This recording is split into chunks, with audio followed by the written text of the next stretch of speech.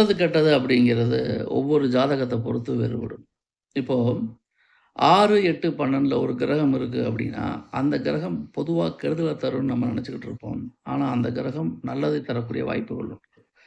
எப்படி அப்படின்னா, 6, 8, 12 அதிபதிகள் ஒவ்வொருவரும் தங்களுக்குள் மறைந்திருந்தாங்கன்னா, அது விபரீத ராஜயோகமாக செயல்படும்.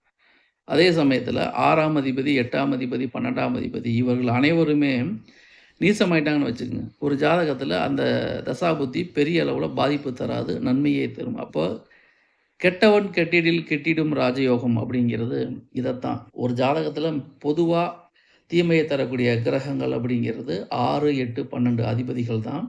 அவர்கள் இந்த அளவுல தங்களுக்குள் பாதிக்கப்பட்டிருந்தாங்கன்னா, அது எந்த ஜாதகமாக இருந்தாலும் பெரிய அளவு பாதிப்பை தராது. முழுக்க முழுக்க நன்மையே தரும். இவை பொதுவான தகவல்கள் என்பதை கவனத்தில் கொள்ளவும், உங்கள் தனிப்பட்ட ஜாதகத்த பொறுத்து பலன்கள் வேறுபடும்.